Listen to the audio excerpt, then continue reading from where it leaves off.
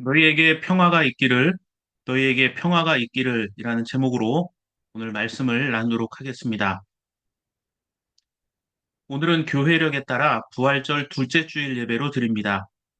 지난주 부활주일이 주님의 부활을 기억하고 감사하는 날이라면 부활 둘째 주일은 부활하신 예수를 믿는 신앙인들이 거듭남과 새로운 삶을 다짐하는 작은 부활주일이기도 합니다. 그래서 부활 둘째 주일을 아이처럼 새롭게 태어난 날이라고도 부릅니다. 부활절 둘째 주일에는 교회는 역사적으로 예수님의 제자 중 한 사람이었던 도마에 관한 이야기들을 했습니다. 예수님의 제자 도마하면 관용어처럼 따라붙는 수식어가 있습니다. 바로 의심쟁이라는 말입니다. 이 그림은 이탈리아 화가 카라바조가 1602년 그린 의심하는 도마라는 작품입니다. 지금으로부터 432년 전 작품입니다. 그런데 제목이 예수님의 부활이나 제자들을 만나는 부활하신 주님이 아니라 의심하는 도마입니다. 부활과 관련된 그림 중에 예수님이 주인공이 아닌 특이한 작품입니다. 그림의 구도를 보면 네 사람의 머리가 마른 목골 형태로 대칭 구조를 이룹니다. 그런데 그 중심에는 도마의 머리가 있습니다. 왼쪽의 예수님에게는 성화의 흔적이나 또는 성화에서 흔히 보이는 거룩한 빛인 후광이 보이질 않습니다. 오히려 초라하고 바짝 마른 연약한 모습이 보여질 뿐입니다. 그에 반해 제자들의 풍채는 예수님보다 더 커 보입니다. 그리고 제자들이 예수님의 옆구리 상처를 향해 고개를 숙이고 있는 얼굴에는 얼마나 눈을 크게 뜨고 자세히 보는지 이마에 주름이 잡혀 있습니다. 도마가 보고 난 다음엔 내가 봐야 할 것이다 라고 생각할 정도로 뒤에 있는 제자들의 모습도 진지하기 그지없습니다. 무언가를 찾기 위한 제자들의 모습은 유독 도마 한 사람만의 관심은 아니었던 것 같습니다. 무엇보다 이 그림이 충격적인 것은 도마의 손이 예수님의 창에 찔린 옆구리에 들어가 있다는 점입니다. 예수의 부활을 의심하는 것도 불경스러운데 그걸 확인하겠다고 손가락으로 거룩한 몸에 손을 대는 장면은 무례하기까지 합니다. 그렇다면 도마는 정말 예수님에 대한 의심이 많았던 사람이었을까요? 성경을 보면 도마가 정말 의심이 많은 사람인지는 알 수 없습니다. 마태와 마가, 누가 복음에는 예수님의 제자들의 이름을 기록할 때 도마의 이름이 한 번씩 언급되어 있습니다. 그런데 오늘 본문 말씀이 기록된 요한복음에는 도마의 이름이 총 9번 등장합니다. 크게 세 부분에 걸쳐서 등장하는데 요한복음 11장에는 예수에 대한 충성심이 가득한 자로 도마가 묘사되어 있습니다. 유대인들이 예수님을 신성모독죄로 죽이려 합니다. 그런데 나사로가 죽었다는 말을 듣고 주님은 다시 유대 땅으로 가려고 합니다. 그때 제자들이 위험하다며 만류합니다. 그런데 도마는 위험한 길을 나서는 주님을 따라 나서며 다른 제자들에게 이렇게 말합니다. 우리도 주님과 함께 죽으러 가자. 이렇게 말합니다. 해석하기에 따라서는 도마가 경솔하거나 무모한 사람이라고 생각할 수 있지만 도마는 예수님과 함께 죽을 각오를 했던 사람이라는 것을 알 수가 있습니다. 두 번째, 도마에 대한 요한복음의 기록은 14장에 등장합니다. 십자가의 고난을 말씀하시는 주님께서 이제 자신이 어디로 가야 할지 너희가 알고 있느냐? 내가 이제 죽어야 한다. 이 부분을 말씀하고 있는데 도마는 그것을 잘 이해하지 못했습니다. 그래서 주님, 우리는 주님께서 어디로 가는지 모르는데 어떻게 그 길을 알겠습니까? 라고 반문합니다. 도마는 모르면서 아는 채 침묵하기보다는 모르는 것은 모른다고 정직하게 말하고 알려달라고 했던 배움의 자세를 가진 사람이었습니다. 이런 정황들을 살펴보면 도마는 그 누구보다 예수님에 대한 확신과 충성심이 가득했던 사람입니다. 그런데 그가 의심쟁이라는 별명을 얻게 된 것은 요한복음이 전하는 세 번째 이야기, 오늘 본문 말씀에 등장하는 이야기 때문입니다. 세 번째 본문 요한복음 20장 19절부터 20절 말씀을 보면 주님께서 부활하신 날 밤이 되었습니다. 그러나 제자들은 여전히 두려움에 문을 닫아 걸고 있었습니다. 그때 주님께서 나타나셨습니다. 문맥상 문을 닫아 걸었는데 주님이 나타나셨다라고 되어 있습니다.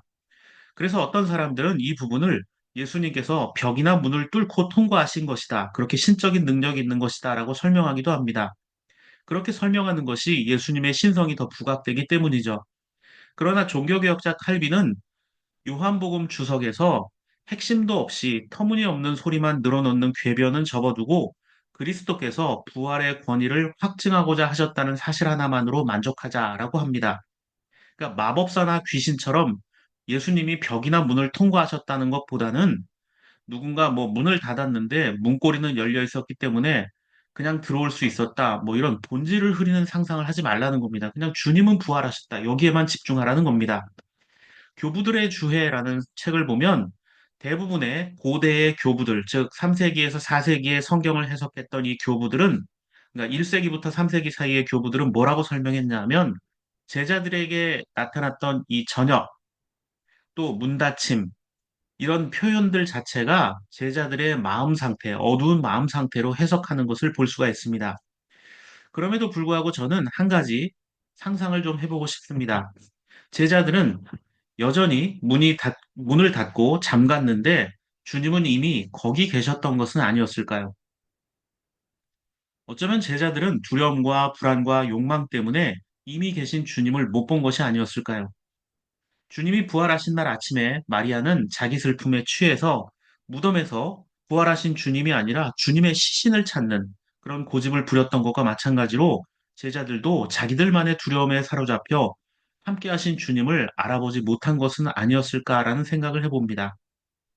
그런데 그럼에도 불구하고 주님은 그러한 제자들을 다 용납해 주십니다. 그 제자들에게 주님은 뭐라고 말씀하셨습니까? 너희에게 평화가 있어야 한다라고 말씀하셨습니다. 어쩌면 이게 진짜 은혜가 아니겠습니까? 두려워하는 자들에게 안심하라는 말처럼 반가운 말이 또 있을까요? 이렇게 제자들이 주님을 만나고 있을 때 한 사람, 바로 도마가 그 자리에 없었다라고 설명하고 있습니다. 제가 앞에서 도마에 대해 말씀드렸죠. 요한복음 11장과 14장에 등장하는 도마의 모습은 의리와 정직성이 강한 자입니다. 제자들이 모인 자리에 도마가 없었던 이유가 무엇인지는 잘 모릅니다. 하지만 이런 추정은 가능합니다. 두려움에 문을 닫아 걸고 있던 다른 제자들과 달리 도마는 주님의 시신을 찾아 다녔거나 사태를 파악 중이었을 거라고 짐작해 보는 겁니다. 주님을 위해서라면 죽을 수도 있다고 생각했기 때문에 예수님의 시신을 또 예수님의 그러한 상황들을 살펴보기 위해서 두려움 없이 돌아다녔을 것이라는 상상. 또 두 번째 상상은 조금 재미있는 상상이긴 한데 도마가 평소 튀는 행동을 했잖아요. 제자들이 침묵할 때에도 난 모릅니다 라고 이야기하고 예수님이 위험한 곳에 갈 때 말릴 때에도 도마는 우리도 같이 죽으러 가자라는 이 행동. 그것 때문에 다른 제자들이 도마를 굉장히 불편해했을 거라는 겁니다.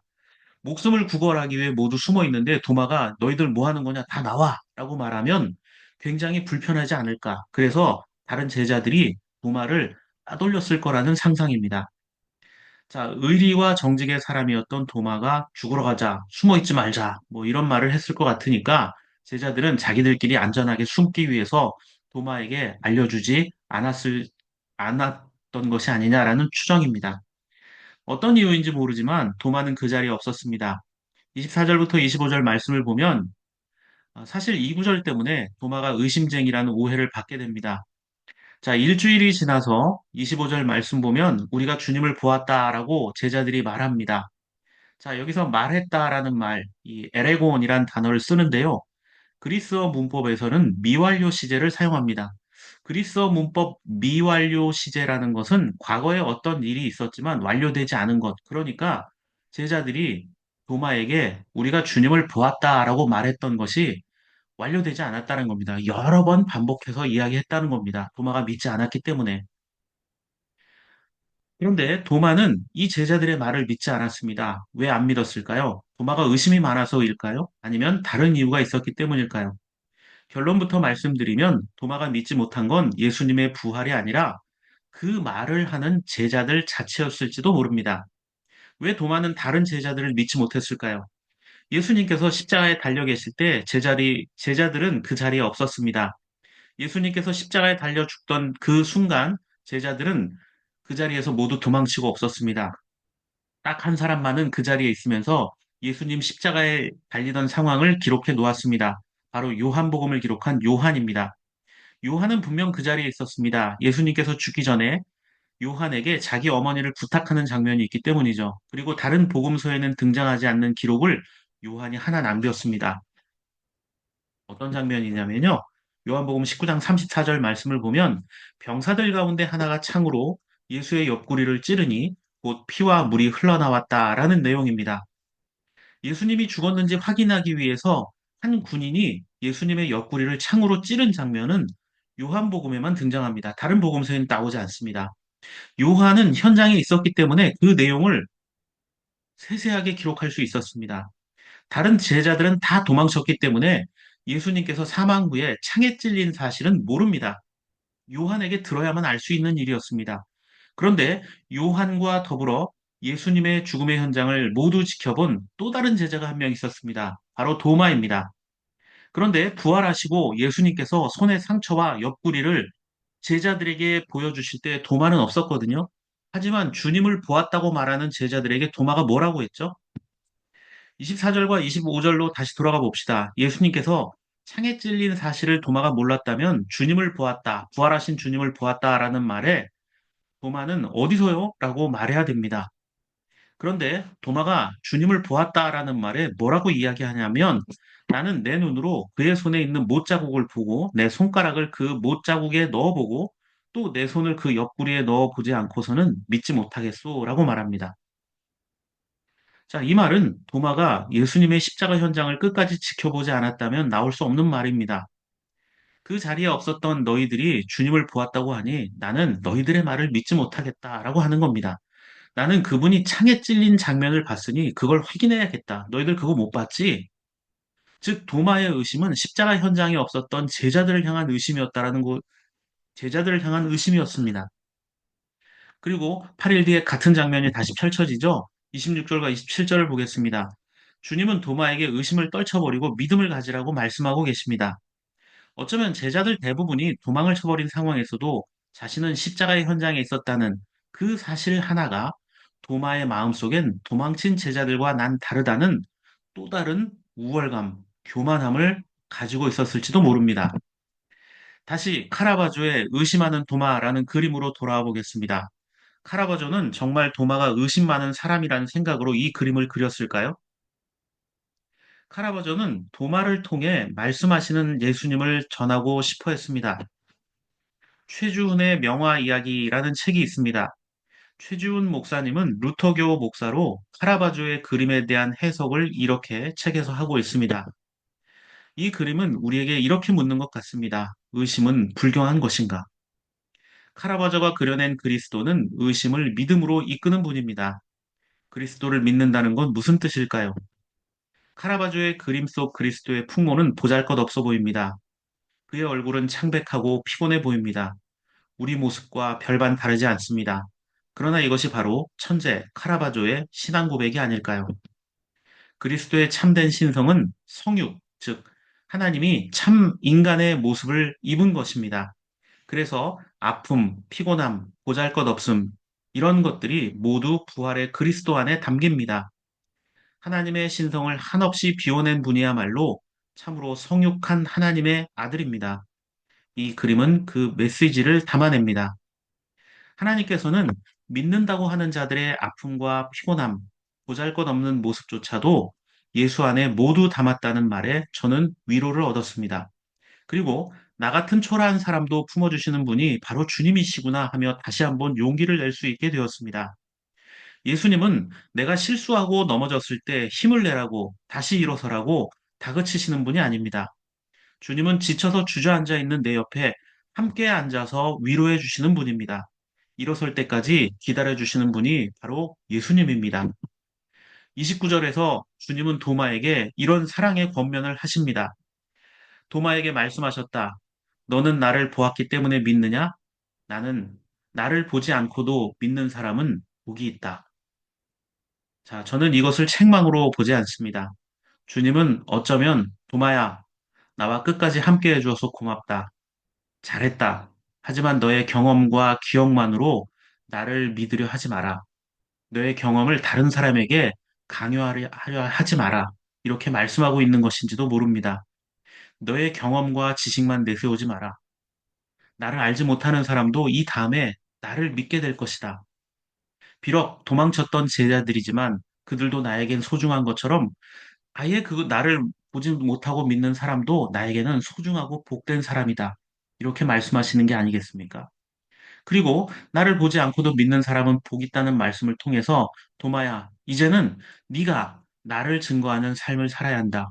너의 손으로 내 옆구리를, 네 눈으로 내 옆구리를 확인해 본 것처럼 네가 이제는 너의 눈과 손이 나를 증거하는 손과 눈이 되어야 한다. 이런 미래의 소망을 주시는 것은 아니었을까요?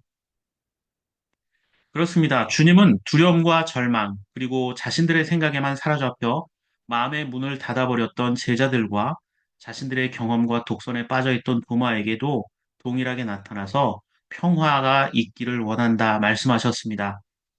절망과 독선에 빠져있던 이들에게 주님의 말씀은 새로운 소망이었고 기쁨이었습니다. 여러분은 주님을 어떻게 고백하시겠습니까? 답은 간단합니다. 주님은 나를 있는 모습 그대로 용서하고 받아주시는 분입니다. 나의 삐뚤어진 성격과 고집불통의 성향까지도 수용해서 사용하시는 분이 예수님입니다. 세상은 자격을 따지지만 주님은 내가 이미 너와 함께 하고 있으니 염려하지 말라 말씀하는 분입니다. 세상의 물질과 자리는 우리에게 편리함을 줄 수는 있습니다. 그러나 평화는 줄 수 없습니다. 우리에게 진정한 소망과 기쁨과 평화를 주시는 분은 오직 부활하신 예수 그리스도 한 분밖에 없습니다. 그 주님을 의지하고 우리의 삶을 온전히 맡기고 살아가는 저와 여러분의 삶이 되기를 바랍니다.